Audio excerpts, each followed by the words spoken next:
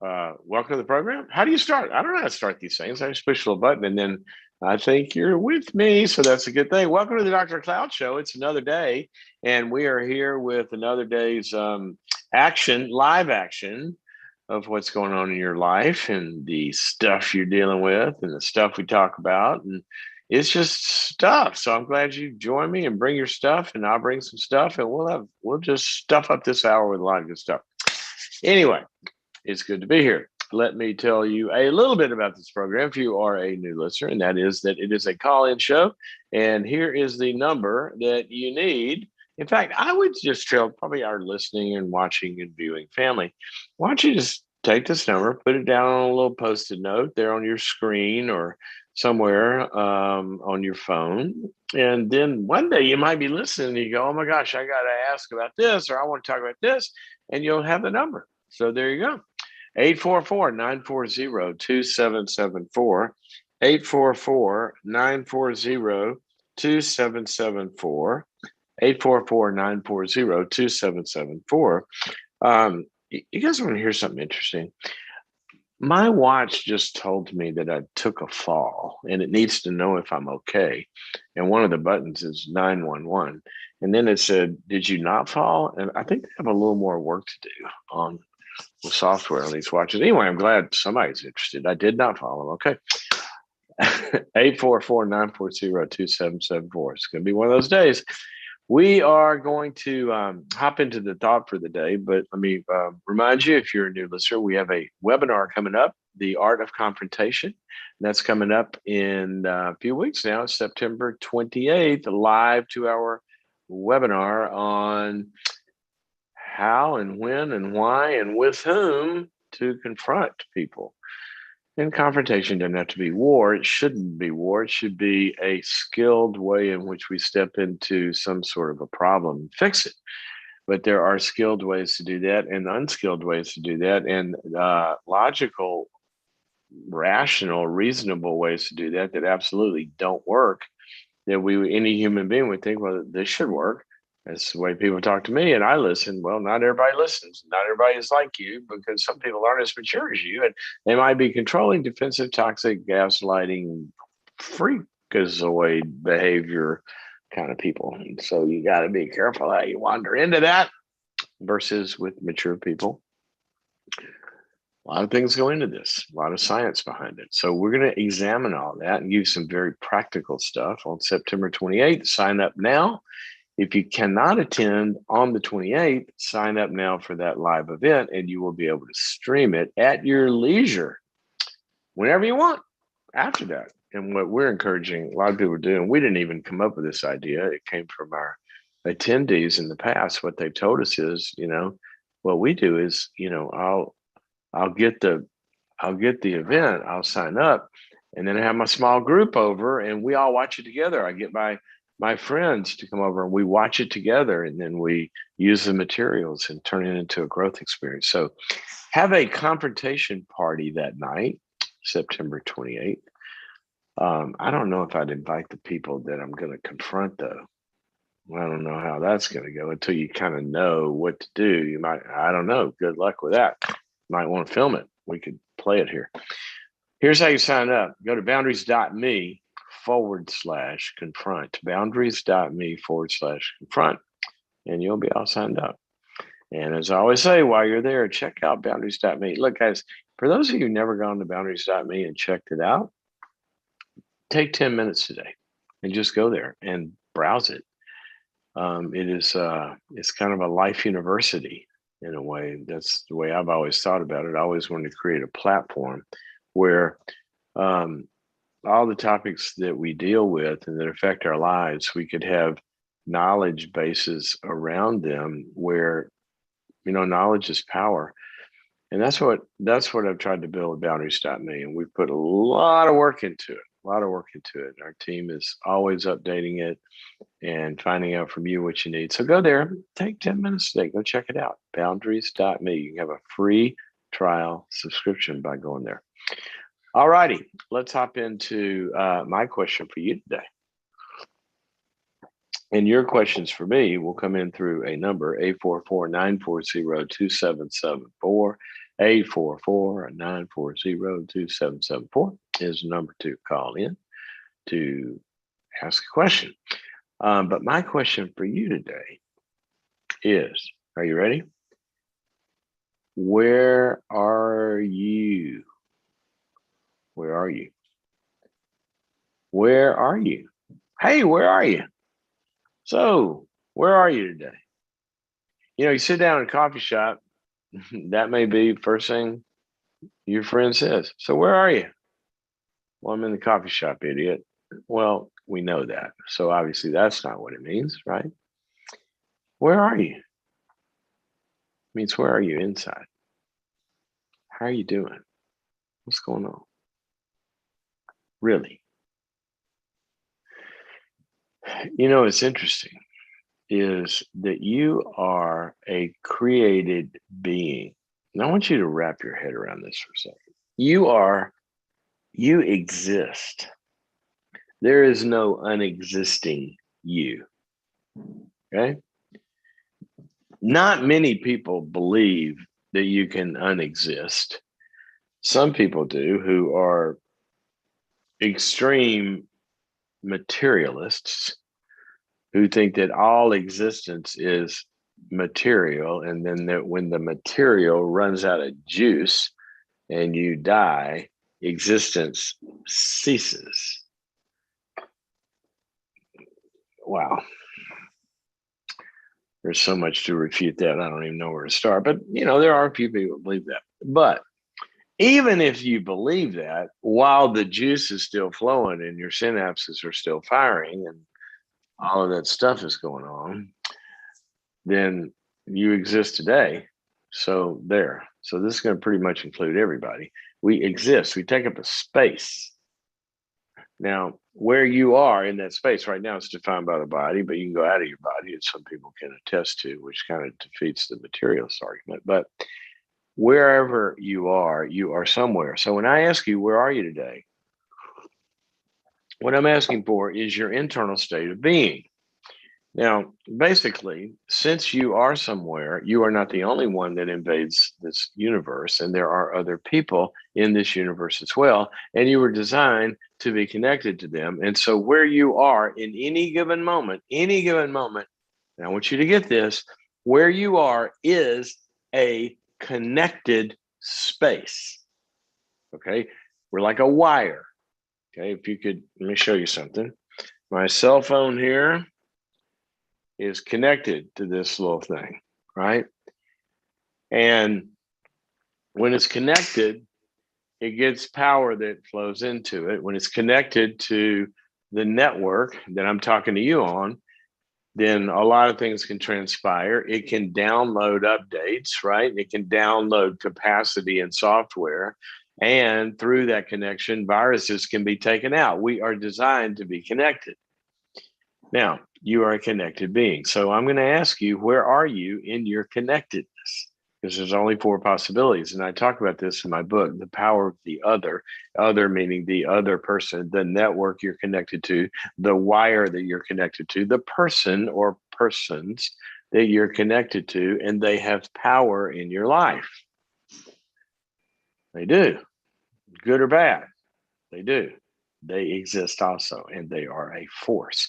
And who you're connected to is either a force to update you, give you updates, give you new capacity, download new software to you, increase capacity, download or interact with enjoyment, pleasure, gaming, right? Knowledge, learning, practice. A lot of this stuff comes through connection. Or the opposite. Malware is not good. Viruses are not good, but we get it through connection. So I want you to draw a square wherever you're sitting. If you're driving, obviously you can't do this. You can do it in your head. I want you to picture a square and put 4 corners, obviously, in this square that are numbered 1, 2, 3, 4. And I am going to name these corners for you. If you want to read about this in depth, it's in my book, Power of the Other. Here's the deal. When I say, where are you? You are in one of those 4 corners. in every given moment. There's only 4 possibilities. Number 1, no connection. What's your connection status? You might be feeling disconnected. Detachment emotionally, maybe you're available, but there are no people that are available, even though their bodies are around you. You're alone in that relationship or those relationships. One of the most devastating places we can be in corner 1 of disconnection is when we're actually in a relationship. When you land on an airplane, you pull out your cell phone and you power it up, it says searching for a connection. And as it's searching, it may keep searching. And as it keeps searching, if it doesn't find a network to connect to, you have no service, right? Connect and the battery goes down. It doesn't work. You can't do anything. Well, that's what corner 1 is. Awful place to be. Lonely, a lot of fear, a lot of panic, depression, a lot of kind of like just, it's terrible. It's the most stressful place to exist. Corner 1, unconnected. Well, we can't live there very long. So what do a lot of people do? We go, well, I'm disconnected. So I'm going to finally come out of my corner and I'm going to go over to corner number 2. Corner number 2 is a bad connection. Now, what I mean by bad is doesn't necessarily have to be abusive or anything like that. Can be. But a bad connection is one that leaves you feeling bad about yourself, feeling bad about being just who you are. A lot of times these connections can look very good on the surface, very quote nice people, but they have such high expectations. You feel like you can never be good enough for this person. You never can please them. Whatever they say is going to be something critical or negative. Okay. And they may say it very nicely, but you end up feeling bad, unreasonable expectations. Sometimes it's not nice. Sometimes the overt criticism can be, just have a crummy tone to it.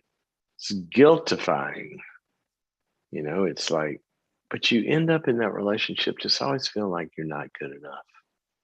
It can be in a circle of friends because you don't wear the right things or have the right job or the right status, or your kids don't go to the right preschool. I mean, it's crazy how this can manifest itself. Or you have the wrong perspective on some political issue or some spiritual issue or some issue. You're bad. It's corner 2. It's horrible. There's a lot of symptoms when we're in corner 2. Not feeling good enough, fear of failure, all sorts of guilt and shame and all of that. So we it's kind of hard to live in corner 2 very long, right? So where are you? Well, I'm in corner 2 and it sucks. And so what do? I realize I feel crummy. Well, I'm just going to unplug and go back to my corner 1, back to isolation. A lot of people go back and forth from corner 2 to corner 1, back and forth, back and forth, back and forth. A lot of people do this with God. They're in corner 1 and they live in the universe by themselves and they say, I'm seeking. I wish there were a God. God, do you exist? And then they drive over to a church, but the church they land in is a corner 2 church where the person stands up front and basically tells them how bad they are and then asks them to pray. Wow. That sounds like good news, doesn't it? The gospel means good news. Well, corner 2 doesn't sound like good news at all. Not at all. The 3-point outline to that sermon. God's good, you're bad, try harder. And it happens all the time. So people go over to corner 2 to try to find God. But they don't find God. They find a lot of judgment. They find a lot of condemnation. And the very one who said he was God came and said, if you've seen me, you've seen the Father. And he didn't condemn anybody. But a lot of churches are corner 2 churches. So people give up on God. Why do you want to do that? Why would you want to go somewhere that all you do is feel bad about yourself? Right? Well, that's kind of what The Bible says, why would you want to do that? That's pretty useless, it says. Judgment, condemnation, all this stuff doesn't really bring anything. So we go back to corner one and isolate. We go back and forth, back.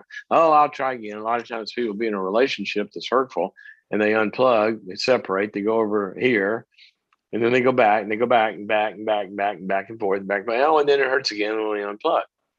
Well, neither one of those options work too well. So then we will quickly at some point, or wait too long at some point, or however long the time watch goes by, this really hurts, right? This really hurts. I got to feel good somehow. I got to do something to relieve the pain. So disconnect is not good. Bad connection is not good. I'm going to find a good connection. So go down to corner three, and boy, does it feel good. Feels good when I drink a lot. Forget my troubles. Feels good if I get high. Feels good if I have one more sexual experience. Feels good to have that one more porn addiction encounter or fantasy life. Or the more acceptable connections in feel good corner. Feels good when I make more money. Feels good when I win more titles, get more promotions. But see, the thing about corner three is it feels good for a minute, but we're self-medicating and it doesn't last. It's like a sugar high. It feels good for a minute and then we crash. And you need more. Don't get me wrong, corner three, well, it's a pretty popular place. Just, go to the internet, you'll see there's a lot of corner three offerings. But you know what? It gets empty after a while. You need more. And then life begins to kind of disappear because you're having to always organize yourself around that next hit, that next fix. You start to feel bad about it. Well, now we're back in corner two, aren't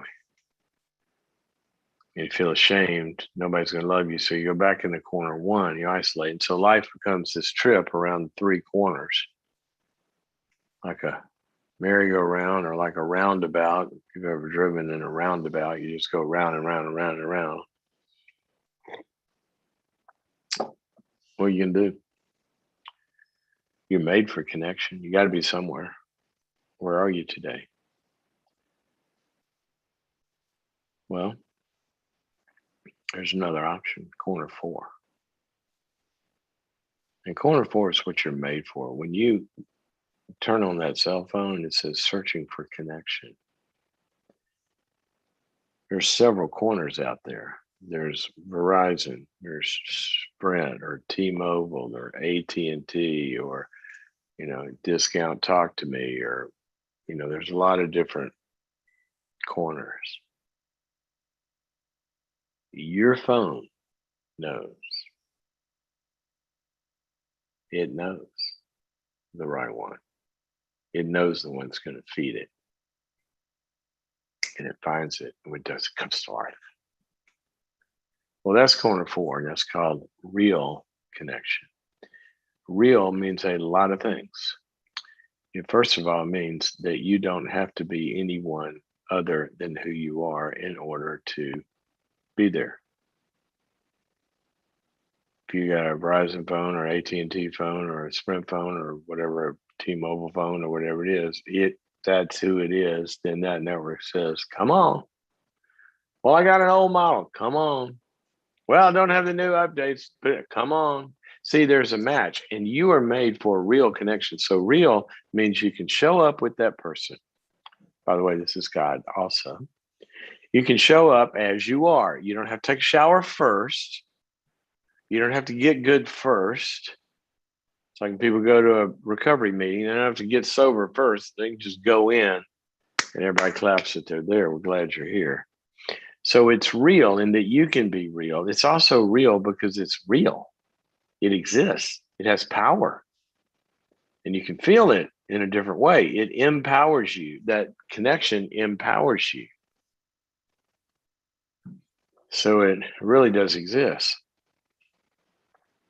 it's also real in that it is what you were really, really needing. Have you ever gone to a doctor or bought a product or gotten a service or needed something, and what you needed was really what you needed, and somebody's recommended them, they go, no, he's the real deal.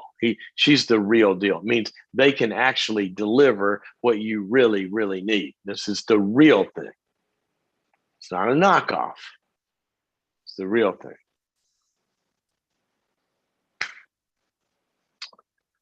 Corner 4 delivers.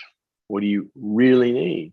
You need support. You need energy. You need connection. You need forgiveness. You need acceptance. You need also some real things that are the real thing.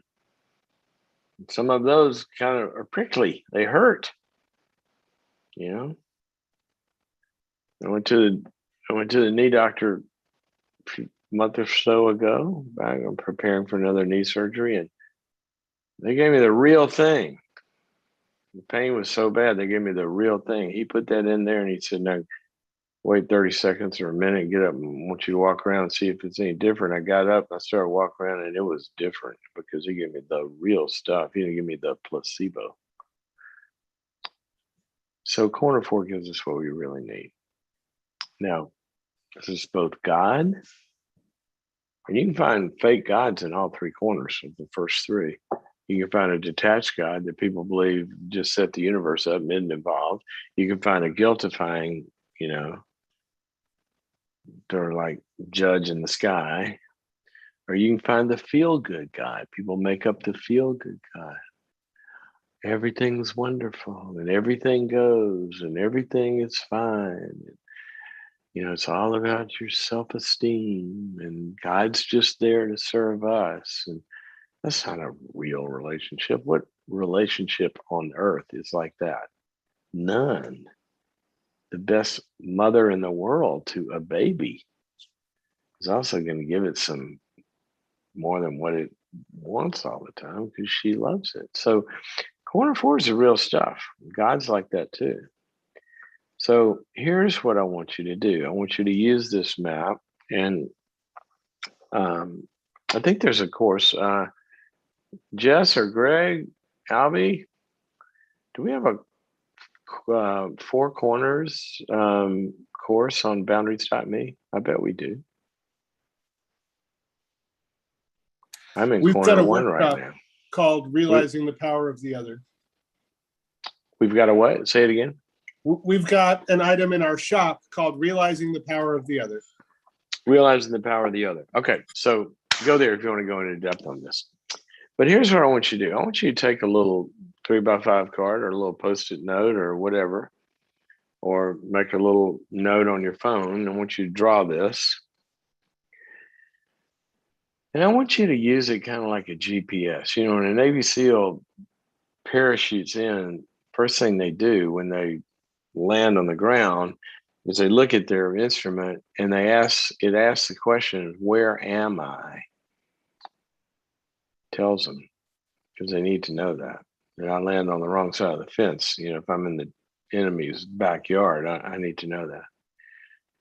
And then the second thing, and the Navy SEALs tell me they kind of ask these 3 questions like immediately all together. It's like, where am I? Second one is, where's the enemy?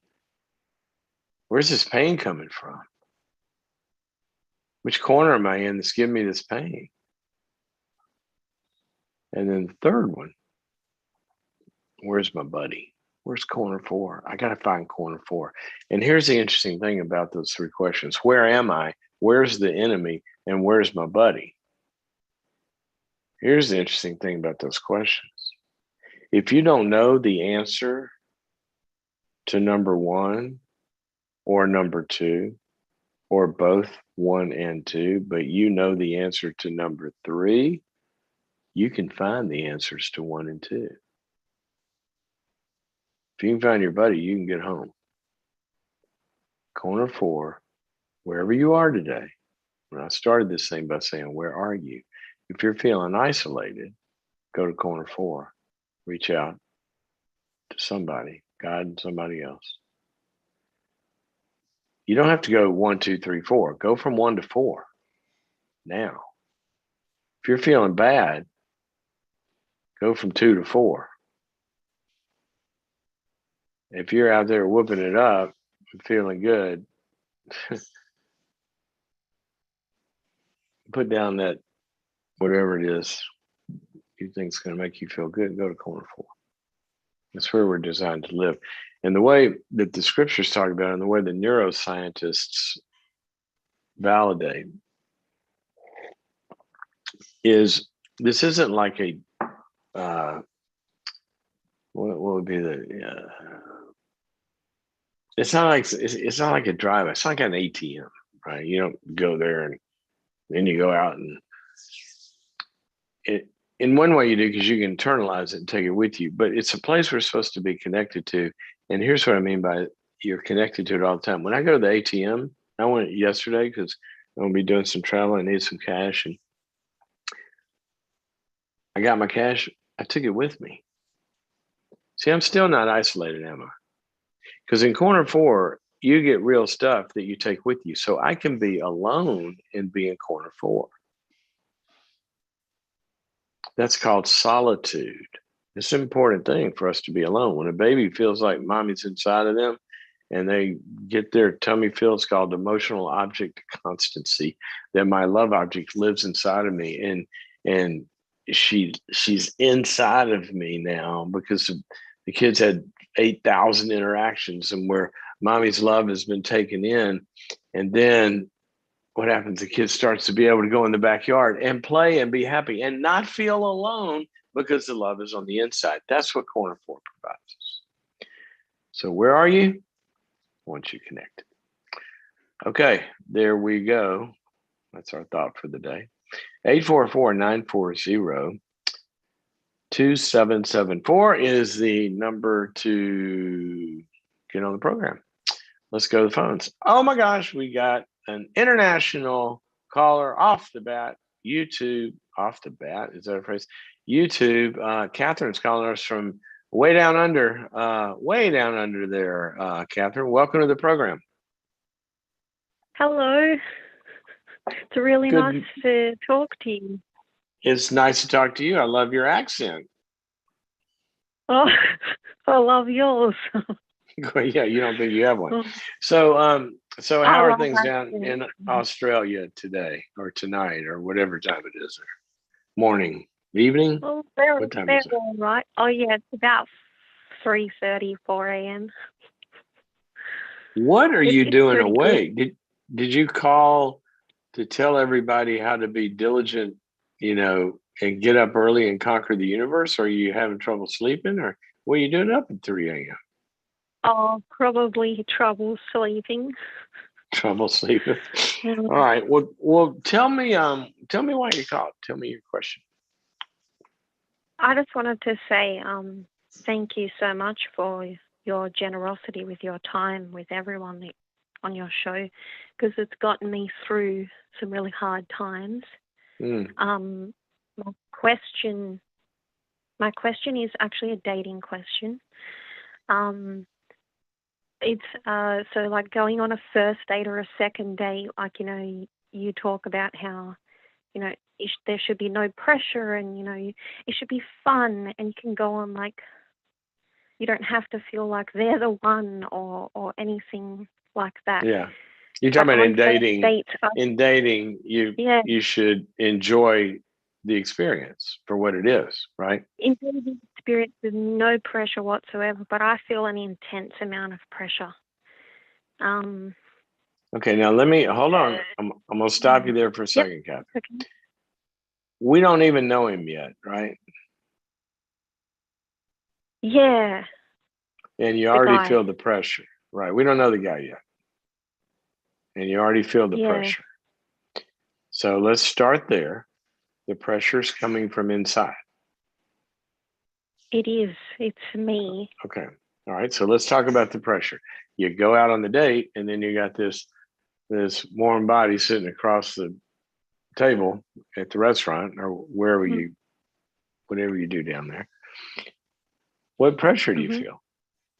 What's the pressure? I find I can't relax because like while I love to socialize and I find that is great, it's more like the looming sense of pressure of like, oh, are they going to kiss me, or like get too touchy feely? Maybe, you know, I don't want to do that on a first date.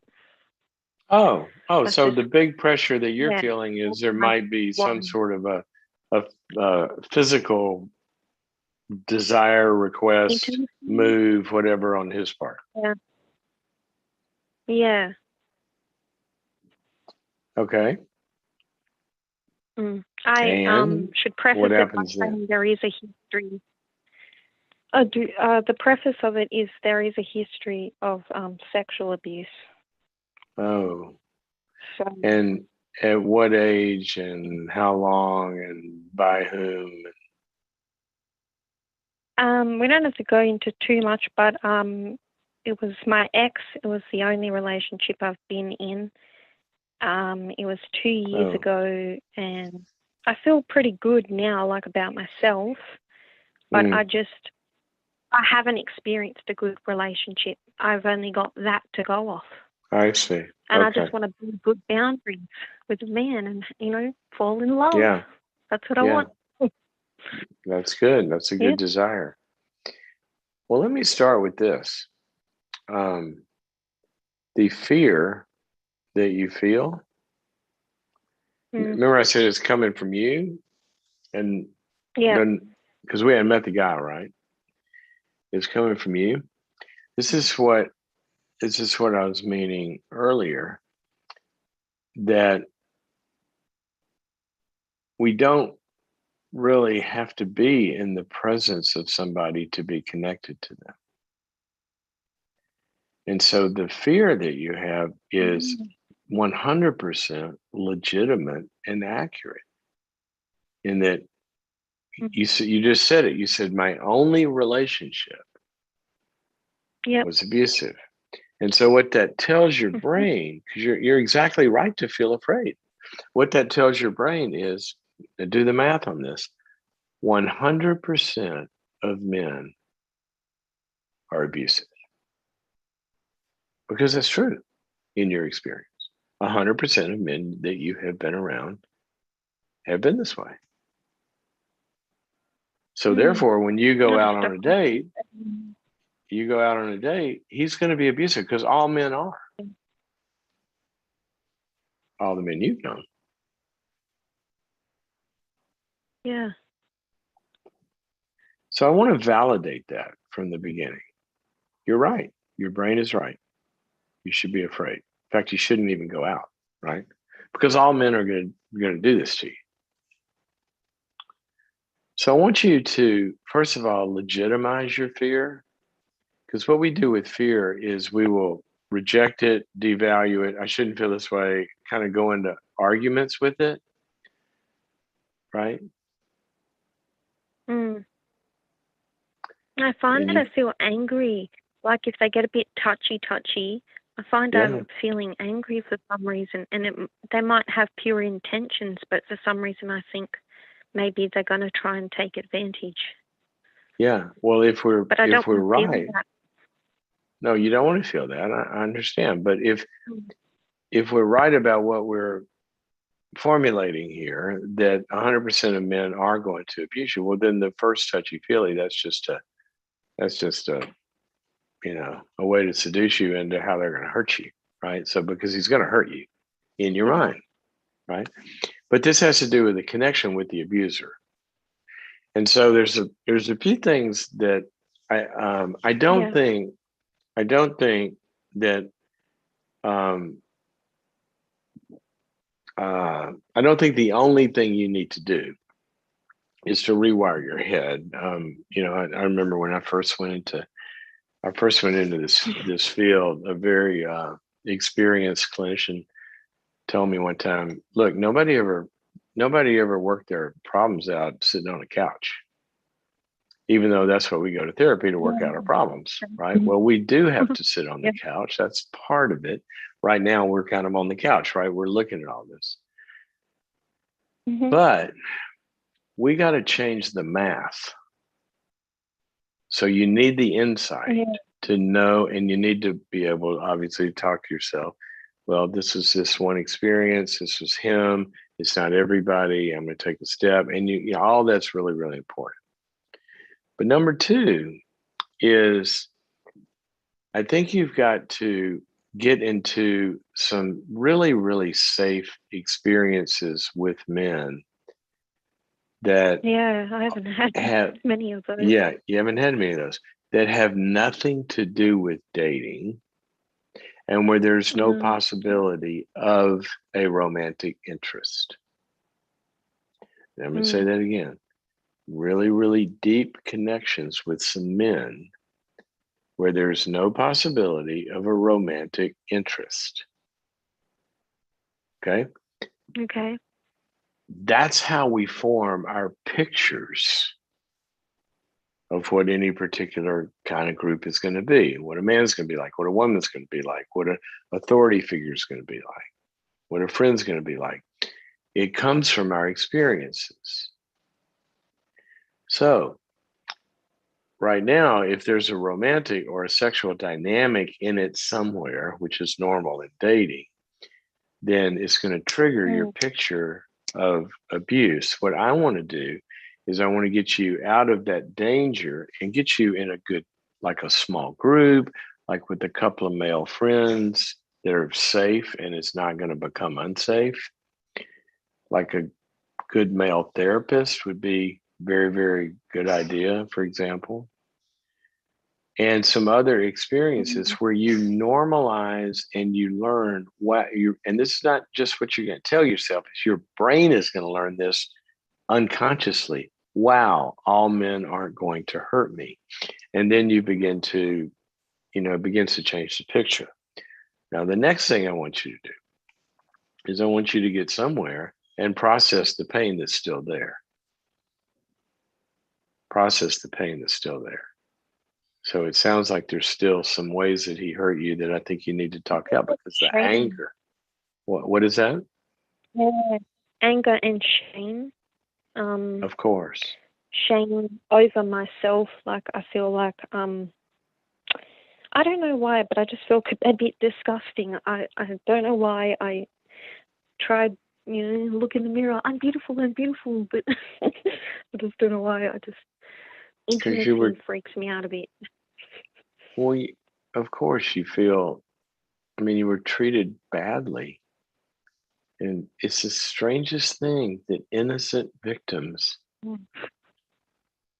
they're treated badly and they end up feeling like they're bad. It's part of being victimized. It's horrible.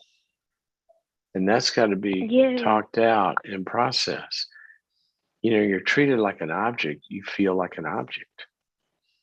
yeah, If you're used, you feel like just a piece of something that can be used and discarded and thrown away. And it's horrible that you were treated yeah, that and way. struggle with boundaries to say, like, if they're getting a bit too close, like to say no Well, for some well, reason, and to that's, say the you know, word. I'm going down a list here, right? And so the next thing in my list was, after you, I want you to process this trauma with somebody. But the next thing is that we we can't go outside if we don't have on the proper protection from the Uh-huh. elements, right? I Yeah, mean, joined God up gave with you, boundaries. oh, good. So God gave you Mm. skin. See, our skin's our first layer of protection, right? And Yeah. so I'm sitting here and I got my skin on. Well, if I walk into, if I spill, let's say I spill something in with, you know, it's got bacteria in it or whatever, and I spill it on my arm, it's going to be fine because I got boundaries. It's going to protect me. Okay. Well, if you look over here on this Yeah. hand, yesterday, I accidentally hit a glass on a table and it cut me, and I got a cut right there. And if I came into contact with something that got through my skin that had a certain kind of bacteria in it, Mm. then I could get infected because my boundaries aren't secure. Well, I think Right. you would do really, really well to do some boundaries, skills building, learning how to say things like, you know, when if there's a little bit of a touchy whatever, that you can say, "Oh, thank you for that, but you know, I just I don't feel comfortable when I first meet somebody and holding hands. So don't take it Yeah. personally. It's just not something that I like to do." And then you go and talk about the weather. So there's some skills building and some training and some practice. I don't feel comfortable with that. I don't want to do that, so I'm not going to do it. That's a good little three. You can write down those 3 sentences. So anyway, I got to go to No without an explanation. what's that? I love that. How you say you can say no without an explanation. You don't have to explain. You don't have to go Sure into a don't. big, oh, this is my life story. No, you don't have to do that. Why don't you feel comfortable with that?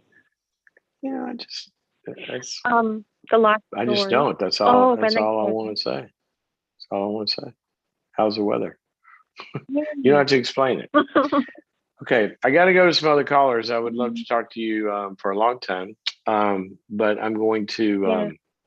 Yeah. You said you're a member of Boundaries.me. If you, I'm going to let you talk to Albie, and if you have the dating, let's see if you have the dating seminar. And if you don't, then we're going to gift you that. And also, I want to make sure we give to you another webinar that I did called the Restoring Our Brokenness. And that's going to go through a lot of kind of getting through the trauma and pain stuff. And I thank you for your call. Let's go to another international caller calling us from Canada, again on YouTube. Sheila, welcome to the program. Hi, Dr. Cloud. Can you hear me? I can hear you so well. I can't believe you're that far away. Oh. I think you're really right here in my living room. Are you in my living room? I think you're here. So nice to be talking to you. Thank you for taking my call. You're very welcome. Tell me how I can help you. Okay, so I'll get to the question first. It just has to do with friendship and trust after a major breach in confidentiality. So the question is that should I or can I even continue this relationship? Is it wise? And how can I determine if trust can be rebuilt within myself and her? Okay. Very good question. You want the Big deal. context? Yeah. Of course. Yeah. But I want to say this first. You know, trust is everything. Without trust, you can't go through the day. I mean, when you get up in the morning, you drink the water. That's a lot of trust. And people say, "Well, I don't trust anybody." Oh, yes, you do. You drove down the road today, and you were trusting everybody coming the other direction you've ever met to stay on their side of the road. You trust. Trust drives everything. God built the universe to work on trust. So you're right. It's a big deal. So tell me the context. What happened? Okay, we're both believers. We met in Celebrate Recovery. She became my accountability partner. Eventually, she became the leader of the group. And over time, I noticed that she was telling my personal things that I shared. Did you say telling your personal things? Yeah, gossiping about my personal things. To her family, her friends, my sister, what I shared in confidence. Wow. Her family, your friends, and your sister? Your family or her family?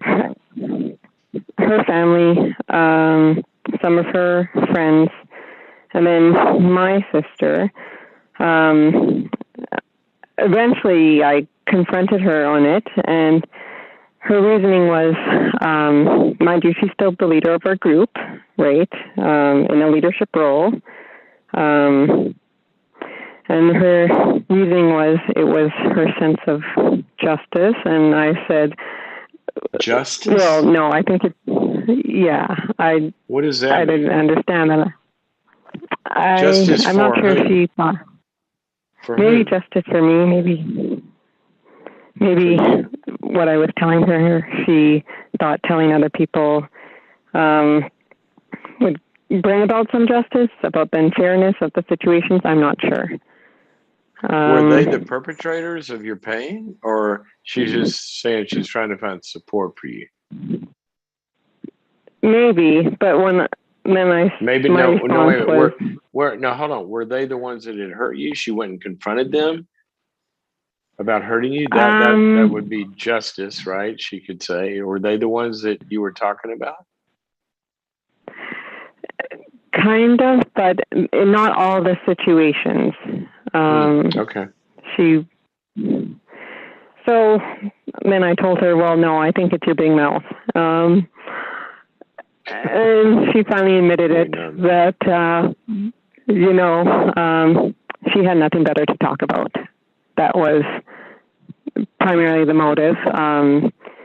So, I don't think it's appropriate for someone to exploit the relationship, especially in a healing group. Like, as far as I understand, there's only two situations. One, if you're going to hurt someone or hurt yourself, then obviously I think you have a legal responsibility to say something, but to exploit the relationship for your own benefit, It's just wrong. I mean, look, this is really, it's not, she's absolutely wrong.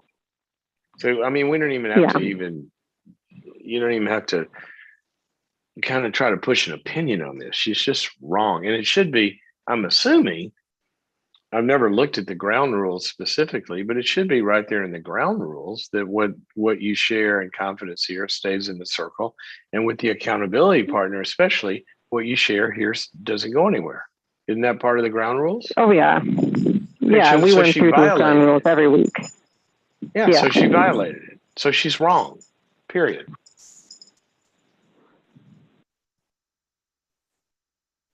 Okay. Okay. That's where we can start. Okay. Okay. So, I guess back to my question, why is that I continue this relationship? Give me one reason why it would be.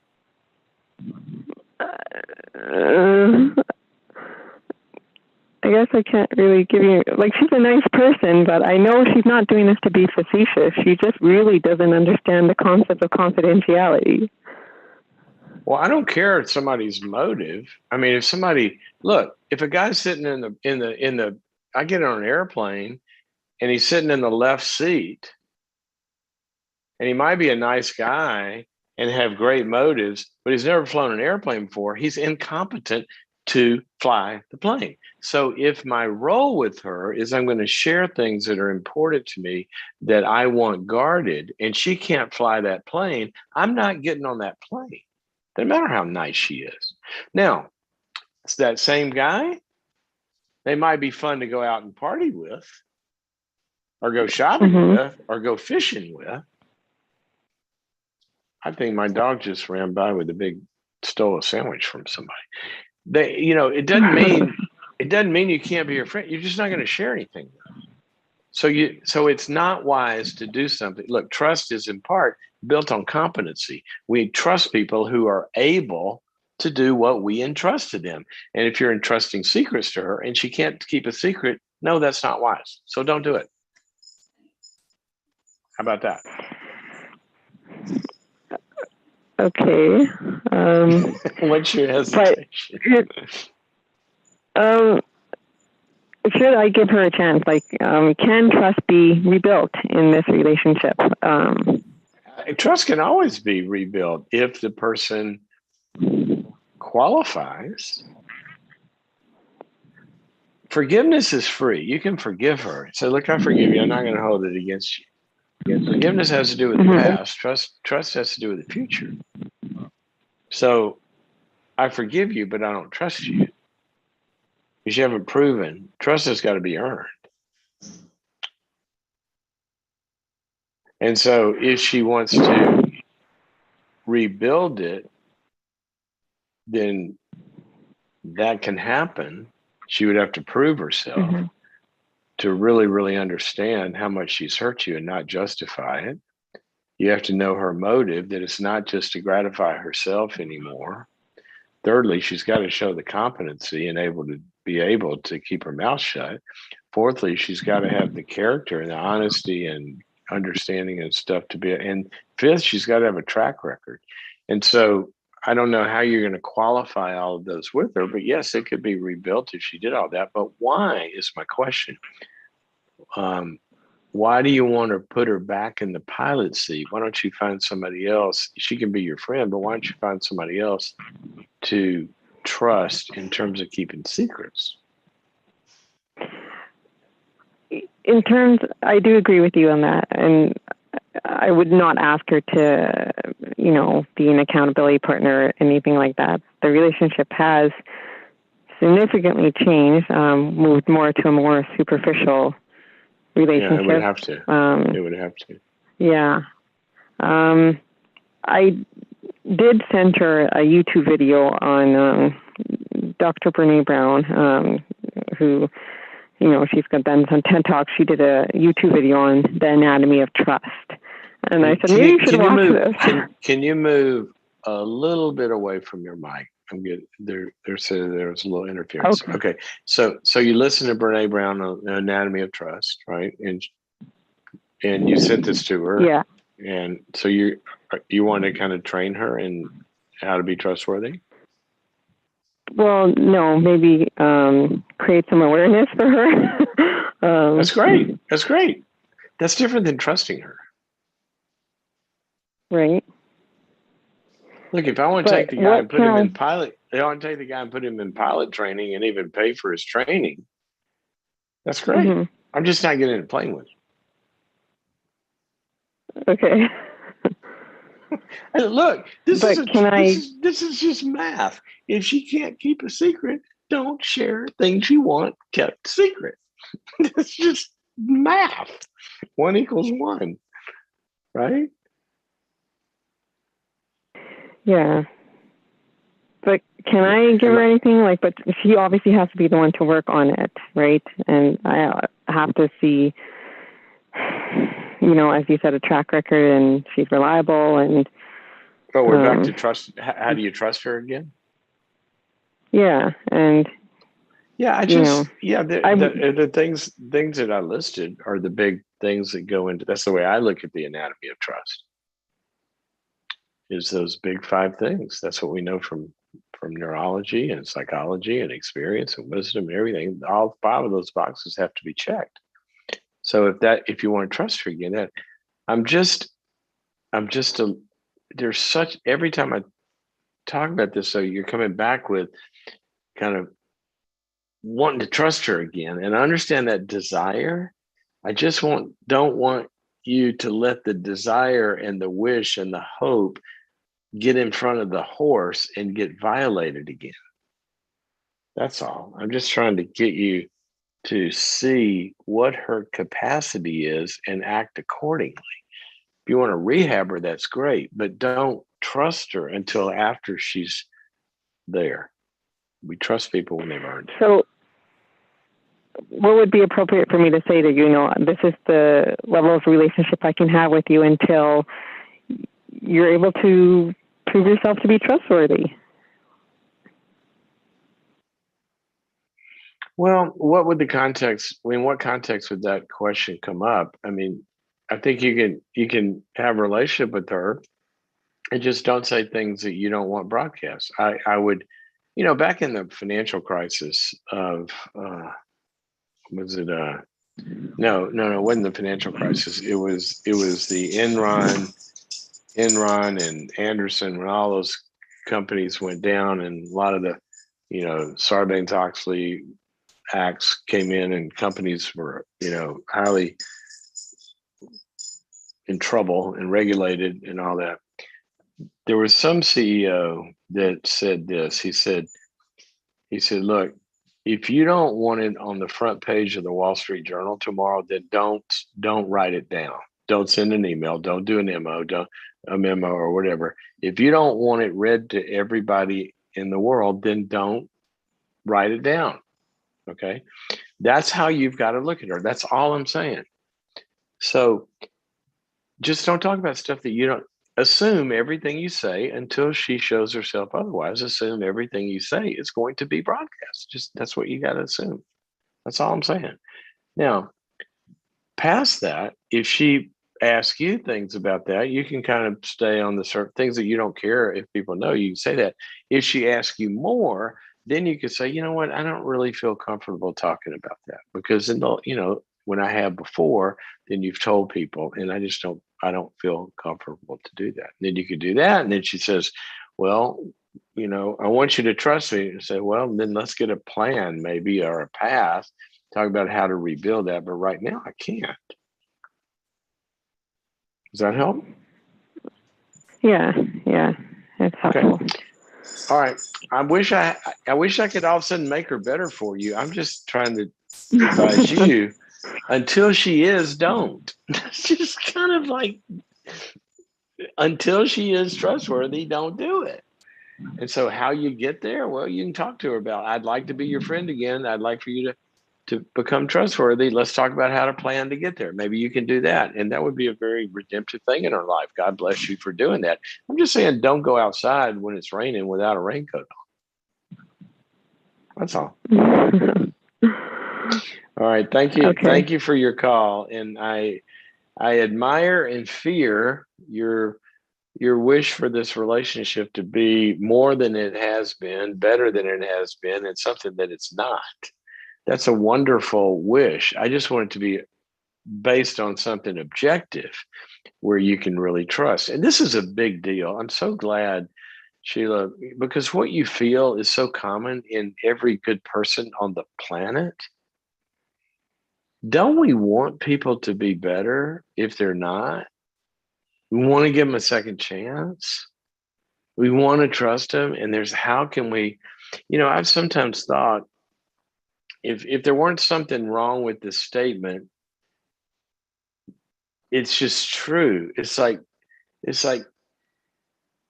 not true, but if something weren't wrong with you know what I mean? It's like God is the biggest codependent in the universe. I mean, what does he do? He keeps trying.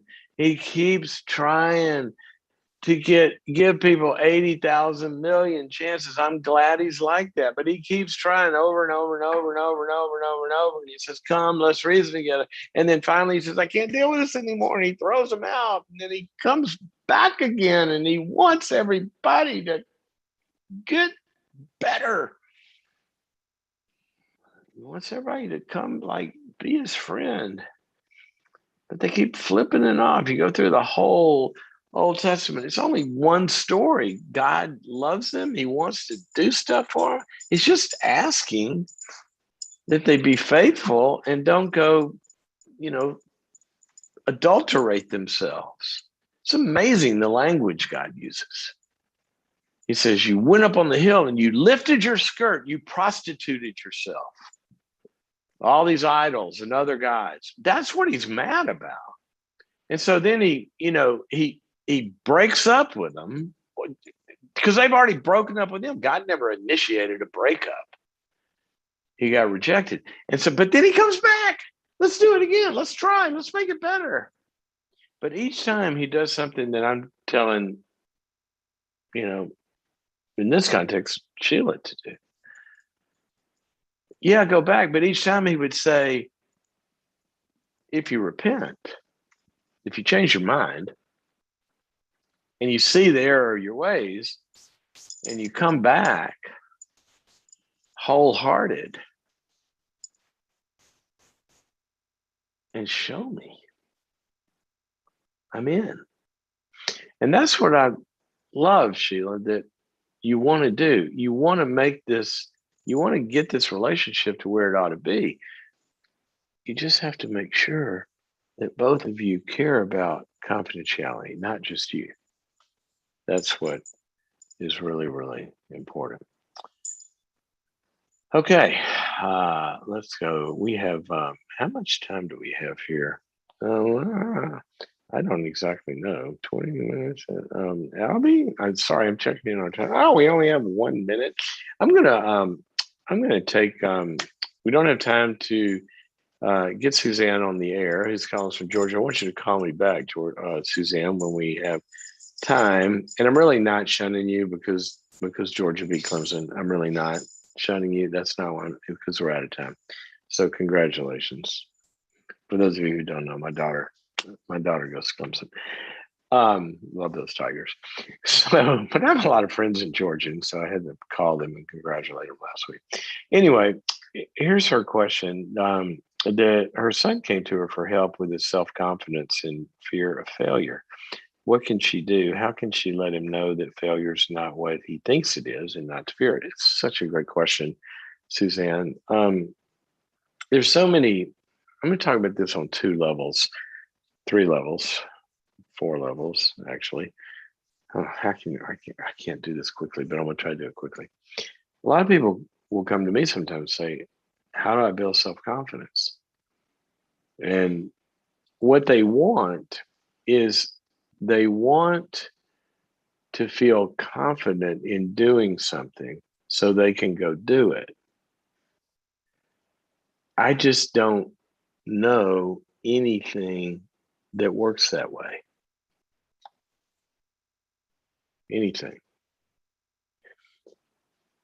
When a baby learns to walk,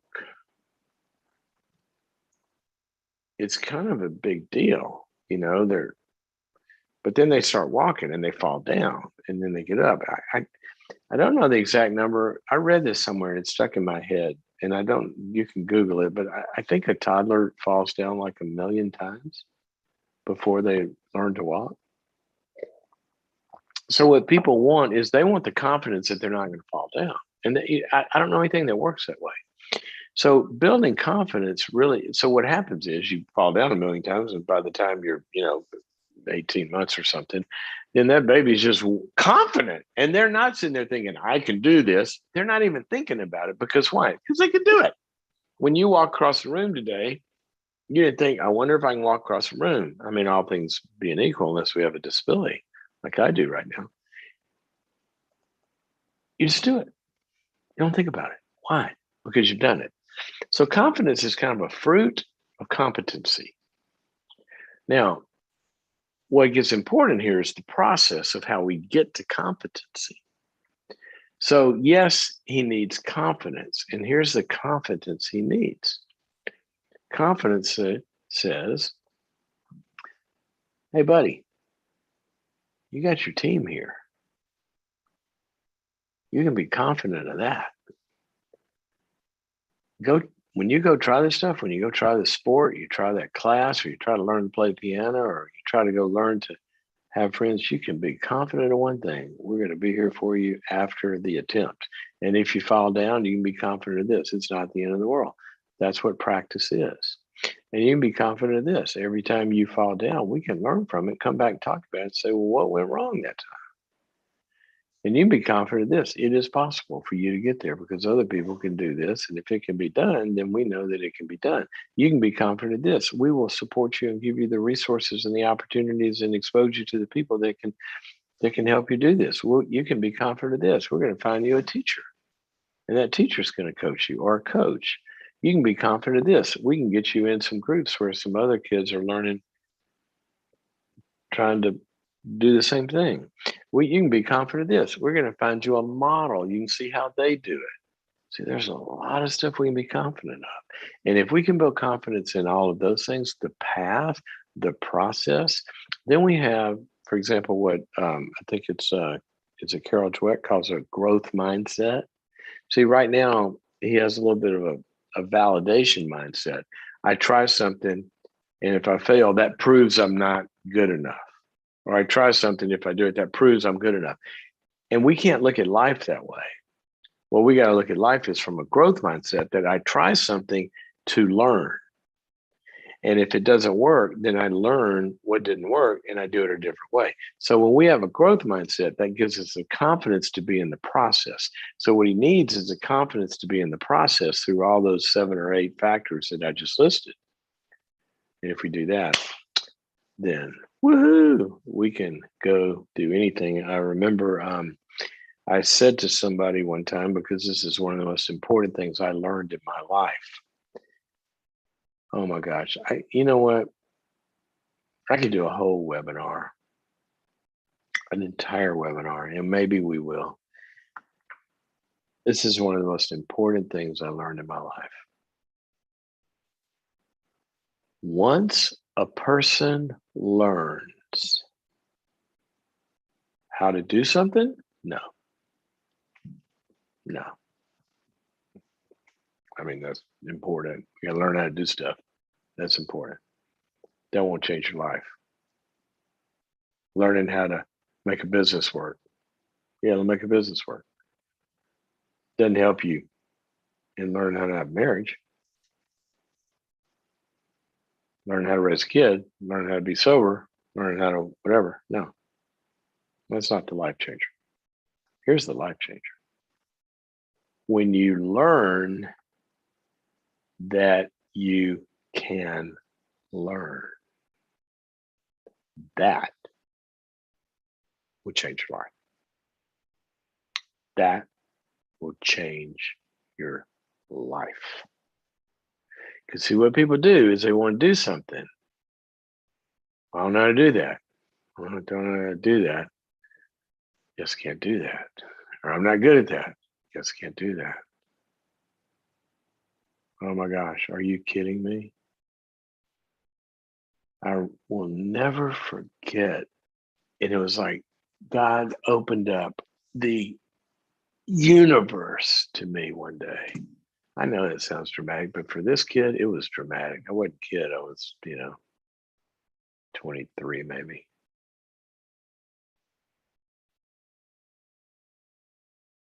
And I remember one piece of it was I had a buddy I played golf with, and I had this opportunity to get into this little business venture and getting in kind of where I was getting in, and I was talking to him about coming with me, and he had done some significant things, and this was such a great idea.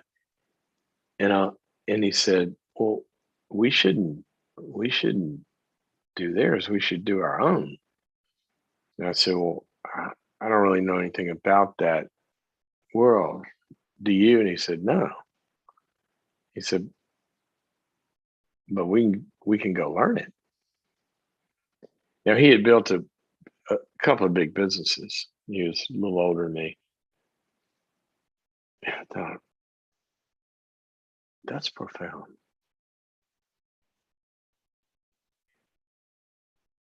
When you learn that you can learn, then you look at something that you want or that you can't or that you haven't or that you don't. Those are pretty good categories right there. I got to remember that. Won't, can't, haven't, and don't. I won't do that because I don't know how. I can't do that because I don't know how. I haven't done that because I've never had the opportunity, and I don't do that because of all these reasons. But if I'm looking at that, won't, can't, haven't, don't, I go, but wait a minute. I want that. I want that kind of relationship. I want that kind of financial life. I want that kind of spiritual reality. I want that kind of health. I don't know how. I haven't done that. I don't do that. I won't do that. But if I know, but I could learn how because other people do it. Oh my gosh. The universe opens up.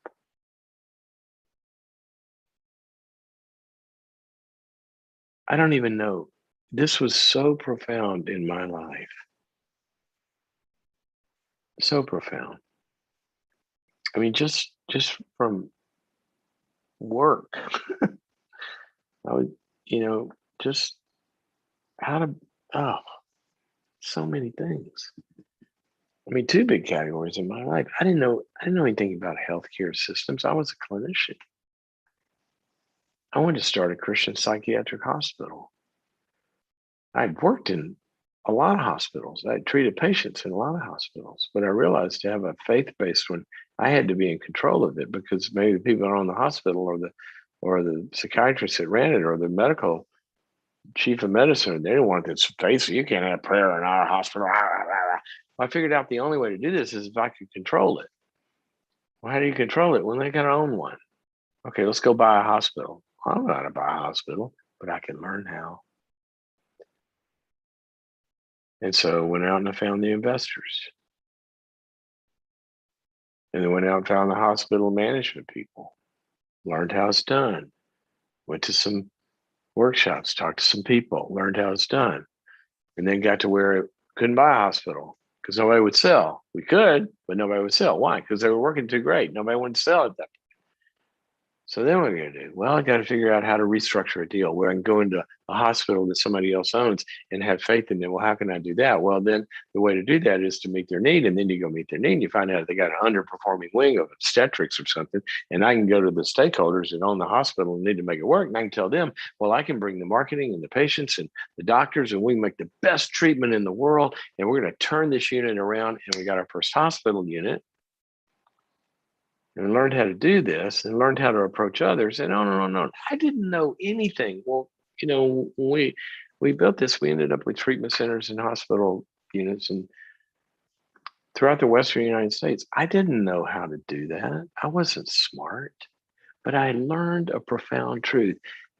Once you learn that you can learn, then you can go learn. But if you don't learn that you can learn, you don't go learn, and you don't go conquer whatever dream you want to go conquer. Anyway, I need to shut up. It's so profound to me. So profound when you learn that you can learn. Oh my gosh. You can learn how to fix a relationship. You can learn how to get healthy. That's what we do, hopefully, on this program. And you can learn how to confront people by coming to our 2-hour webinar, September 28th, The Art of Confrontation. You want to learn how to make a conversation that's very difficult go better, have a good outcome, potentially the best potential for it to have a good outcome, how not to have it, then come join us. September 28th, The Art of Confrontation. Right here, live. Go to boundaries.me/confront to sign up. And that's it for today. Okay. Love you guys. Been good to be with you. Thank you, callers, for bringing what you brought today. And